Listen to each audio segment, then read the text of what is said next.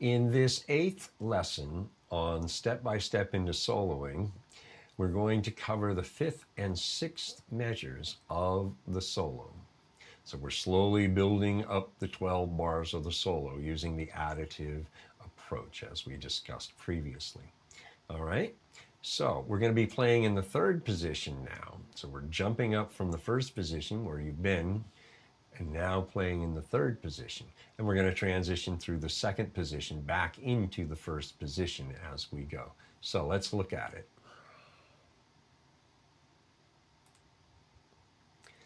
All right, so 3rd position is up here, right in this area. So we're going to be at the 13th fret, right?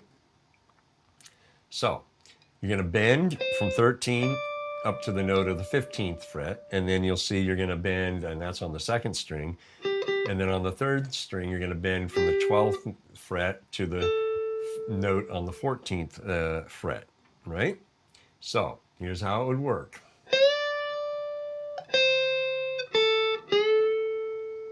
Okay, that's how it sounds. Now, how you count it is 1 and a, 2 and a, 3 and a, 4 and a. Now, don't worry if the note dies out. That's quite all right. All right? So, pause the video, play through this. If you need to review the demonstration, go ahead and do that. Then pause and play through this. Get it mechanically sound the way it should be. Then start counting it out to start smoothing it out to play it in time. All right? And then when you're ready to continue, restart the video and we'll keep going. Okay, now the 6th measure, which is the 2nd measure of the diagram here, we go back to the 13th fret on the 2nd string and bend it again. And then we come back to 10th fret. Here's a transition, and you're going to transition with your 1st finger back from 10 to 8 on the 2nd string. Now you're going to use your 2nd finger on the 9th fret of the 3rd string, and then your 1st finger at 7, and here's your 2nd transition back to 5. Okay? So how we count this is 1 and a, 2 and a, 3 and a, 4 and a. All right? Now, this should be relatively familiar stuff because it's similar to what you've been learning in the first 6 lessons, right? Okay, so pause the video, walk through this, get it mechanically sound, then start counting and smooth it out in your counting. And then when you're ready to continue, restart the video and we'll do just that. All right. So now let's put measures 5 and 6 together as its own entity. All right.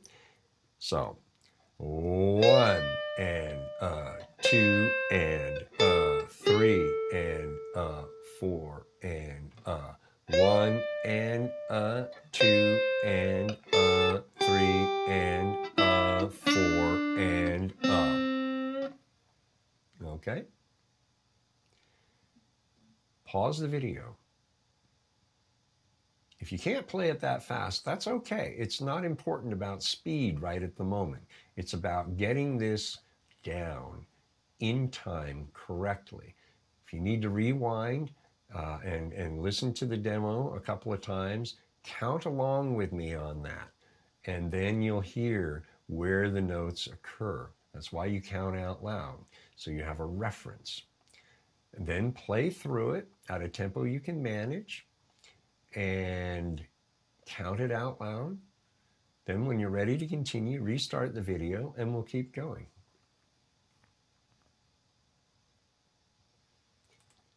Okay, so now what I'm going to do is I'm going to play through the first 6 measures. Now, if you go to your next page in your written materials, you'll see we've added the 5th and 6th measures to the first 4 measures. Now you've got 6 measures. That's halfway through the solo, all right? So here we go. I'm going to play this once just straight, and then I'll play it again, counting it out for you. All right?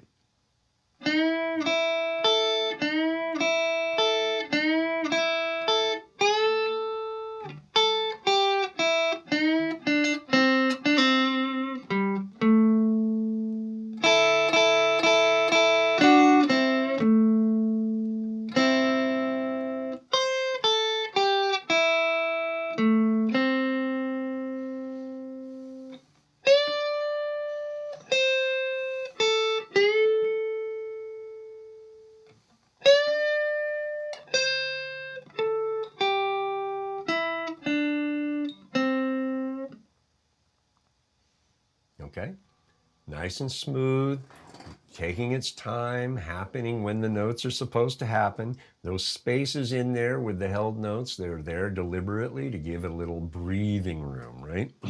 Okay, so let me count it out as I play it so you get the sense of how that works. Ready? Here we go. 1 and 2 and 3 and 4 and 1 and 2 and 3 and 4 and 1 and 2 and 3 and 4 and 1 and 2 and 3 and 4 and 1 and 2 and 3 and 4 and 1 and 2 and 3 and 4 and okay. So what I recommend you do is rewind both demonstrations. At the very least, the one with the counting, the one I just did.